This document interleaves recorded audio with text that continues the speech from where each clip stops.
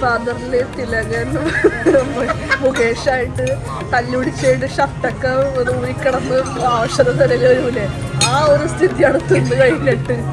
ആ സിനിമയിൽ തിലകൻ മുകേഷിനോട് തല്ലുപിടിച്ചെങ്കിൽ ഇവിടെ ക്രാബായിട്ടുള്ള മൽപ്പിടുത്തം കഴിഞ്ഞിട്ടുള്ള ക്ഷീണോടെ കാണുന്നത്. അതെ, ചട്ടിയൊക്കെ തിന്നണത്.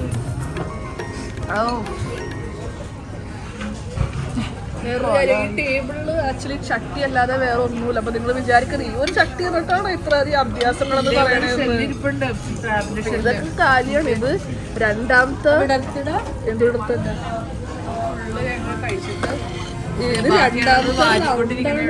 രണ്ടാമത്തെ റൗണ്ടാണ്. ഇത് ആദ്യം ഇതേപോലെ ചട്ടിയും ചോറും ബീഫും പറഞ്ഞു കഴിഞ്ഞ് അത് എങ്ങാടും പോയിന്ന കൊണ്ടുവന്ന ആൾക്കാർ അറിഞ്ഞൂടാ. രണ്ടാമത്തെ ഓർഡർ എടുക്കാൻ വന്നപ്പോൾ അവരുടെ ശബ്ദം വരെ മാറിപ്പോയി. ഇനി ഓർഡർ തന്നേന്ന് ഓർഡർ എടുക്കാൻ സ്ക്രീൻ അവിടെ നിന്ന് അവർ ഇനി വേണ്ട ഇനി ഓർഡർ ചെയ്യല്ലേ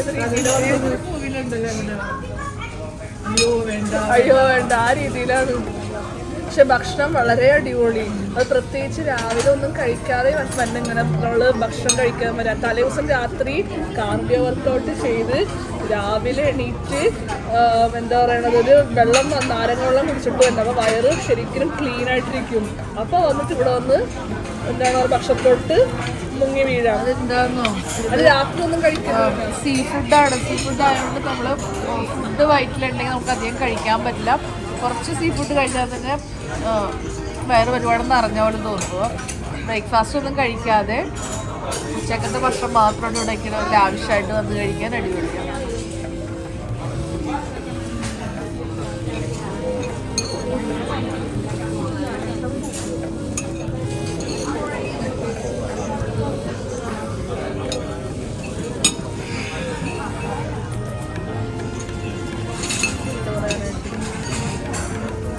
എല്ലാം കഴിഞ്ഞ് അവസാനം ചായയുടെ മേത്തോട്ട് കയറി വെക്കണത്.